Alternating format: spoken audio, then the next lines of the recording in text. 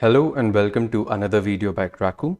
I'm sure that everyone must be gushing with relief now that we are done with the actual exam.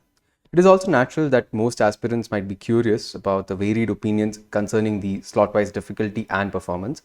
In this video, we are planning to briefly analyze the CAT 2021 Slot 1 exam, which was conducted in the forenoon session on 29th November 2021. Now, before moving forward, it is crucial for most aspirants who are watching this to understand that most claims that we have made here are purely conjectural and hence must be taken with some pinch of salt. With that said, let us move forward. There was a minor change in pattern this year as hinted by the organizing institute earlier on in September. So Ahmedabad had mentioned that there might be certain reduction in the number of questions. So the questions were in fact reduced to 66 from 76 last year. So the total number of questions that appeared this year were 66 as compared to 76, which was in CAT 2020. The individual breakdown of the number of questions was 24, 20 and 22 as opposed to 26, 24 and 26 last year. So last year we see that there has been a drastic change in the number of questions. So this has reduced by 2, this has reduced by 4 and this has reduced by again 4. So certain variations that we see in the exam pattern all in all, and the level of difficulty was different as well. So responses from most students indicated that slot 1 was a tad bit difficult compared to last year. There were certain challenging RCs and the LRDI sets were apparently quite tedious. We have rated the difficulty of these sections accordingly. So VRC has been rated as moderate to difficult. Similarly, LRDI also falls in the moderate difficult range, and QA was supposed to be easy or on the moderate side. So let us further delve into the individual sections to gain better clarity. The VARC section was slightly on the difficult side. There were certain tough to read RCs which were coupled with a few tricky questions. The pattern changed from last year as well, as we discussed earlier on. So instead of there being 2 5-question RCs and 2 4-question RCs, we saw a transition to 4 RCs which had 4 questions each. So this was the new pattern this year. And the number of VA questions, they remained unchanged. There were 3 parajumbles, 2 out of context and 3 parasummary questions last year as well. And this continued to remain same. So 8 VA questions in total. The only reduction took place in the number of RC questions. So it changed from 18 to 16 here. And apart from that, the difficulty level of the RCs also differed.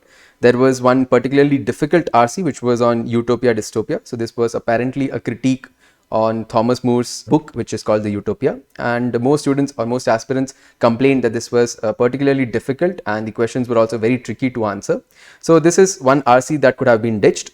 Apart from that, there was one readable RC which was on ancient Maya and personhood. This was in the moderate difficult spectrum, but the questions were a bit arduous to attempt. So this is also one RC that students who are not so comfortable with reading or so comfortable with RCs, they could have avoided. There were 2 particular RCs which need to be attempted. So this one was on the history of tea in a cultural context, and another one was about self-control in cuttlefish. Both of these are pretty decent or pretty straightforward RCs which could have been attempted. So these 2 RCs coupled with a few VA questions would have enabled students to sail past the required cutoff. So now that we have understood the VA section, let us move on to the LRDI section. So the slot 1 LRDI section could be placed in the moderate difficult range. The pattern actually changed with the reduction in the number of sets, as we discussed in the very first overview. So there was a reduction in the number of sets from 5 to 4 this year, and this was particularly daunting for most students.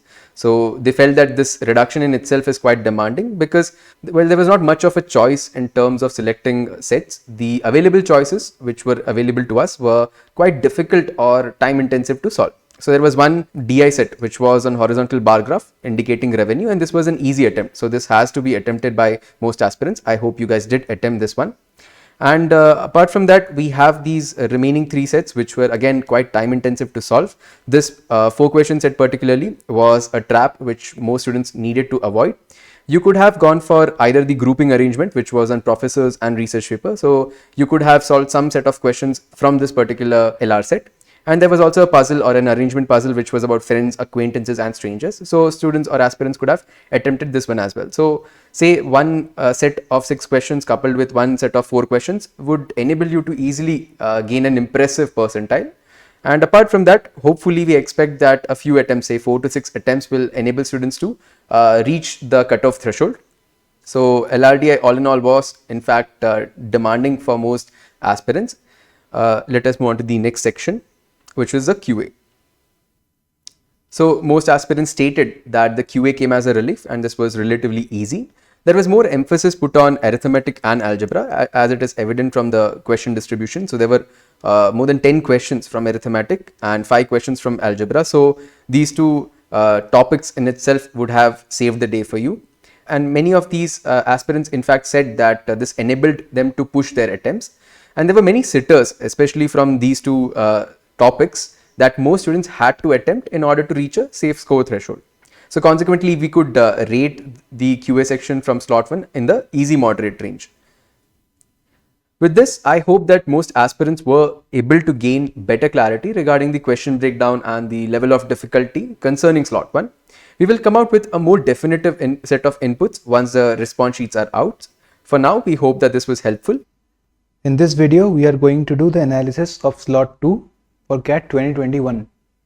So CAT 2021 was scheduled yesterday and it was held across 3 different slots, and here we are going to analyze slot 2. So let's get started.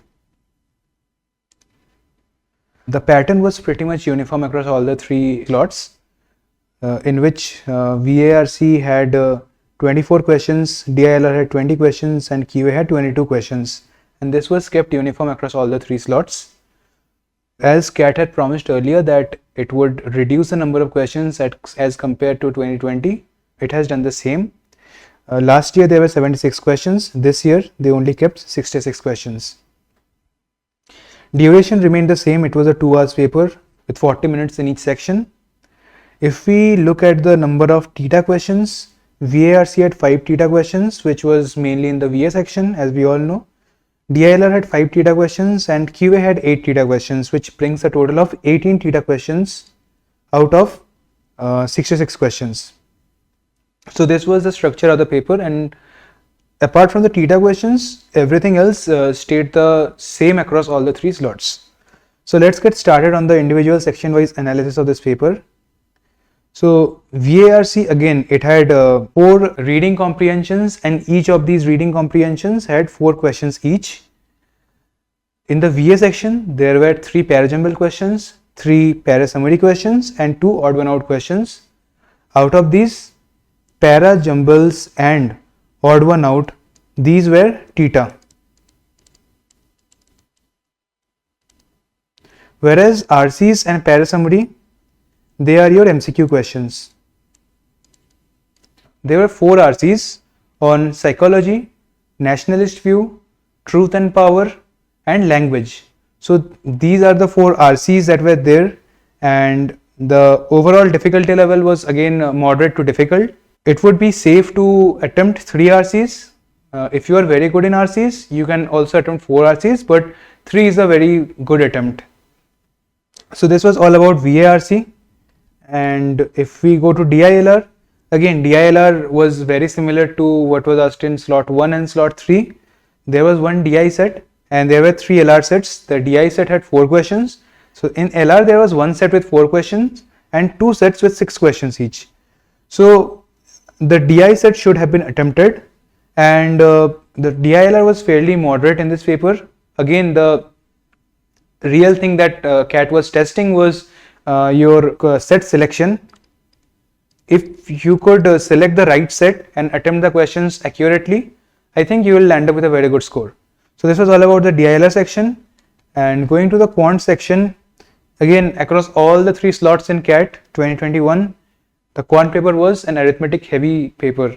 So there were 10 questions from arithmetic, approximately 5 from algebra, 3 from geometry and 4 from numbers and modern maths. So if you are someone who is very good in arithmetic, and if you could attempt all the 10 questions of arithmetic with a good accuracy, or if you could attempt a few more questions from the other from algebra, geometry or number systems, modern math, you will land up with a pretty good score. The quant was not very tough. Quant was quite doable, and if you could remain calm, if you did not allow your performance in DILR or VARC to affect this section, you will land up with a very good score. So this was all about slot 2. Hope you found this video helpful. Stay tuned for further analysis of CAT 2021 and the personnel predictors as well. In this video, we are going to do an analysis of CAT 2021 slot 3. So yesterday the CAT was held and it was held across 3 slots, slot 1, slot 2 and slot 3. This video will revolve around the analysis of CAT 2021 slot 3. So let's get started. So first things first, slot 3 was no different from slot 1 and slot 2 as far as the structure of the paper was concerned. There was no difference at all. Obviously the difficulty level and the attempt rate will differ across all the 3 slots. That is what we are going to discuss in this video. But as far as the structure is concerned, it was the same throughout all the 3 slots. So earlier this year, CAT had already mentioned that it is going to reduce the number of questions in each slot. The time duration remained the same. It was 40 minutes per section and overall 2 hours paper. But the total number of questions in each section as promised were decreased. So this time VARC had only 24 questions, DILR had 20 questions, QA had 22 questions, which brings in a total of 66 questions, and this was same across all the 3 slots. The time duration was again the same. If we look at the number of theta questions in all the 3 sections, VARC, DILR and QA in slot 3, we'll see that in VARC there were 5 theta questions, and these questions were in the VA section, as we all know. In DILR there were a total of 6 theta questions and quants had 8 theta questions, which brings in a total of 19 theta questions. So this was all about the structure of the paper. Now moving on to VARC. So VARC was fairly a moderate to difficult paper, and obviously it varied to some extent across all the 3 slots. Slot 1 being the most difficult as per the review of the students and the faculty who had taken. So differences were not very sharp. So obviously this VARC section turned out to be a bit on the easier side as compared to slot 1. So let's go deeper into this VARC section. So there were 4 RCs. Each of the 4 RCs had 4 questions, and in VA there were parajumbles in which there were 3 questions, 3 parasummary questions and 2 odd one out questions. So again this and this is theta and this is again MCQ. So if we go by the RCs, there were 4 RCs, each RC had 4 questions each, and it is wise to say that 3 RCs would be a good attempt. If you are very good in VRC, well then you might go ahead with 4 RCs as well, but 3 RCs is a good attempt in this paper. So if we look into the RCs, there were of varying difficulty levels, and out of the 4 RCs, they were spread over different areas. So there was 1 RC on nanoparticles, there was 1 RC on accuracy of time and entropy. So these 2 RCs were fairly moderate, and they were not very difficult to read, and even the questions were moderate. Like these are the RCs that you could have attempted, and you could have got a good number of questions right in these 2 RCs.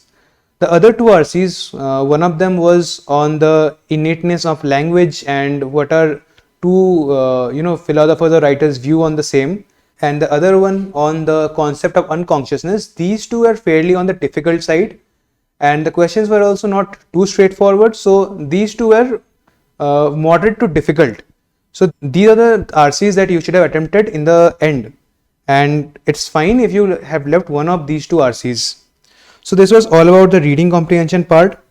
So parajumbles had 3 questions, and according to the reviews, parajumbles had questions that you could attempt, and there were a few questions among these 3 parajumbles which were from easy to moderate difficulty level, and hence it would be a good choice to attempt those questions. Parasummary also had 3 questions, and in parasummary the options were a bit closer to each other, but again if you had some time, if you took some time to solve them, I think you could get like 1 or 2 of them right. Similarly, odd one out had 2 questions. So VA had a moderate difficulty level, and there were some questions which could be attempted, there were some questions which had to be left. Overall the difficulty level of this section was moderate to difficult. Going to the next section, we have DILR. DILR had one surprise, not in slot 3 but in all 3 slots. There were 4 sets instead of 5 sets. So many students had expected there would be 5 sets of 4 questions each, but this time they gave 4 sets, and in those 4 sets, 2 sets had 4 questions each and 2 sets had 6 questions each. So now the third slot paper similarly had 4 sets. There was only one DI set and it was a fairly easy one to attempt. The other 3 sets were from LR. So the DI set was based on a bar graph and it was a fairly straightforward set. If you could know how to read the data, it did not involve any intensive calculations. They were very basic calculations, and if you could just read what the graph was trying to tell you, and you could easily attempt these 4 questions. It was a must attempt set. In the remaining 3 LR sets, there was one 4 question set which was kind of quantitative LR set. It basically had some purity percentages in a vial of liquid, and just like we have the concept of coins and weights measurements, there was some questions in how many minimum measurements you could find out the impure one and something like that. So that was more of a quantitative set, and that set had 2 theta questions, and there was a high chance of getting these questions wrong. So it would be advisable to take this question in the final few minutes, so that even if you attempt this and get the questions wrong, you are still not stuck up with a very low score. So this was one of the questions you shouldn't have attempted, and it was more on the difficult side. The remaining 2 6 question sets, out of them one was on a javelin throw. So it was on a tournament of javelin, and there was a lot of instructions given in the question, and on the top of the instructions there were a lot of hints given, like it was a puzzle type of question. There were a lot of hints given, so it was basically a games and tournaments question, but the amount of information given in this question was a lot, and it gave rise to a lot of cases. So it would be advisable to not attempt this set, or even if you started to attempt this set, it would be good to leave this set at a very early stage, because otherwise that would take up a lot of time, and it would also not ensure that you get the entire set right. The other 6 question set was fairly an attemptable set. It was not an easy or moderate set. It would take a lot of time for sure, but if you took the time and solved the set, you could get all the questions right. That set was on a series of questions. There were 13 questions, and there were certain reviewers who were reviewing the questions. Some of them were marking them as approved, and some of them were rejecting them. So it was a question on a certain set of conditions, and each of the different questions revolved around a different set of conditions. So each of the different questions had a different things that were tested, but this was a fairly moderate set which you could attempt if you have the time. So if you are left with 15-18 minutes, and if you take this set, you can easily solve all the 5 or 6 questions in this set. So this was a set which, if you give your time to the set, you will get it right. So in DILR there was one 4 question set and one 6 question set which could be attempted. Again, the major challenge was in set selection. If you were stuck with the other 2 sets, you might find your marks on the lower side. So this was all about the DILR section. In the quant section, if we see, it was an arithmetic heavy paper as usual. This time the number of arithmetic questions were 10 to 11 in each of these slots, which is fairly large because the entire QA paper had 22 questions. So approximately 45 to 50% of the paper had arithmetic questions, and if you are someone who is very strong in arithmetics, you do not need to look at the other topics because it would fetch you 50% of the marks. Quant in the third slot was difficult. Why it was difficult? No, the questions were not difficult, but the problem was many of the questions were lengthy. The underlying concept was so simple that you would think that it is an attemptable question. You would go ahead and solve the question, but the calculations were tricky and the calculations were way too much than normally required in CAT. And it would take a lot of time to go to the answer, and in a question that involves a lot of calculations, well, you stand a chance of getting them wrong. So this was the tricky thing in the QA section, whereas the questions were not a very heavy concept. They were testing the very simple concepts for sure, but the calculations, they were calculation intensive questions. There were questions that were a bit tricky, and there were always a speed stopper in your paper. So there were certain questions which would break the momentum. If you are going in a fairly good speed, it would break the momentum and it will reduce your speed. So it would not be difficult to clear the cutoff in this section for sure. But if you are someone who is very strong in quant and who wants to maximize the marks in quants, so it would be fairly difficult to score a very high score in this paper. You will obviously score a good score in this section. So you would obviously get a good score in this question if you have got most of the questions that you have attempted correct. But it was not a highly scoring section. So if you are someone who are scoring 50 plus in mocks, it would be difficult for you to replicate the same performance in this paper. So this was fairly the QA section, and this QA section was the toughest among the 3 slots for sure. But if you have attempted a number, like if you have attempted close to 12 to 14 questions with a very high accuracy, I think you will stand in a very good place in this paper. So this was all about the QA part.